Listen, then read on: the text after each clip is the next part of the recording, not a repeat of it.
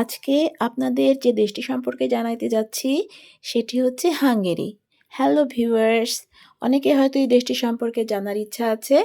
যারা জানতে চান তারা আমার এই এপিসোড থেকে হাঙ্গেরি সম্পর্কে কিছুটা হলেও জানতে পারবেন। তো হাঙ্গেরি সম্পর্কে তথ্যগুলো আপনাদেরকে জানাচ্ছি। হাঙ্গেরির ভৌগোলিক অবস্থান। হাঙ্গেরি ইউরোপ মহাদেশের মধ্য ইউরোপে অবস্থিত একটি বেষ্টিত দেশ। এর চারপাশে রয়েছে অস্ট্রিয়া পশ্চিমে, স্লোভাকিয়া উত্তরে, ইউক্রেন উত্তর-পূর্বে, রোমানিয়া পূর্বে, সার্বিয়া দক্ষিণে, ক্রোয়েশিয়া ও স্লোভেনিয়া দক্ষিণ-পশ্চিমে। দেশটির মধ্য দিয়ে প্রবাহিত হয়েছে বিখ্যাত দানিউব নদী, যা ইউরোপের দ্বিতীয় দীর্ঘতম নদী। এর রাজধানী ও প্রধান শহর। রাজধানী বুদাপেস্ট। বুদাপেস্টকে ইউরোপের অন্যতম সুন্দর শহর বলা হয়। এটি দানিউব নদীর দুই তীরে অবস্থিত।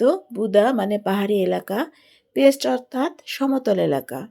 অন্যান্য গুরুত্বপূর্ণ শহর ডেব্রেসেন, সেজেদ, মিসকোস, পেচ এগুলো হচ্ছে হাঙ্গেরির অন্যান্য গুরুত্বপূর্ণ শহর। হাঙ্গেরির জনসংখ্যা ও ভাষা। জনসংখ্যা প্রায় ৯৫ লক্ষ। সরকারি ভাষা হাঙ্গেরিয়ান। এই ভাষাটি ইউরোপের অন্য ভাষাগুলোর থেকে একেবারেই আলাদা এবং শেখা কঠিন বলে পরিচিত। হাঙ্গেরির ইতিহাস সংক্ষেপে বলছি। খ্রিস্টপূর্ব যুগে এখানে বিভিন্ন জাতিগোষ্ঠী বসবাস করত।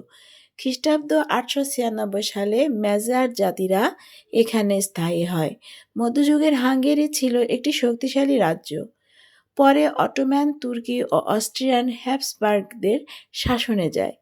১৯১৮ সালে অস্ট্রো-হাঙ্গেরিয়ান সাম্রাজ্য ভেঙে গেলে আধুনিক হাঙ্গেরির জন্ম হয়। দ্বিতীয় বিশ্বযুদ্ধের পর এটি কমিউনিস্ট রাষ্ট্রে পরিণত হয়। ১৯৮৯ সালে গণতন্ত্র ফিরে আসে। সরকার ব্যবস্থা। সরকার ব্যবস্থা প্রজাতন্ত্র। বর্তমান ব্যবস্থা সংসদীয় গণতন্ত্র। হাঙ্গেরি বর্তমানে ইউরোপীয় ইউনিয়নের সদস্য। অর্থনীতি। হাঙ্গেরির অর্থনীতি সম্পর্কে এবার একটু জানাই। হাঙ্গেরির অর্থনীতি মাঝারি শক্তিশালী। প্রধান খাতগুলো হলো শিল্প ও উৎপাদন, কৃষি, পর্যটন, গাড়ি ও ইলেকট্রনিক্স উৎপাদন। এবার রপ্তানিযোগ্য মধ্যে রয়েছে গাড়ির যন্ত্রাংশ, ইলেকট্রনিক পণ্য, কৃষি পণ্য। এবার আপনাদেরকে একটু জানাবো হাঙ্গেরির কৃষি ও খাদ্যাভ্যাস সম্পর্কে। হাঙ্গেরির সমতল ভূমি কৃষির জন্য খুবই উপযোগী। প্রধান ফসল এর ফসলগুলো হচ্ছে গম, ভুট্টা, আলু, সূর্যমুখী।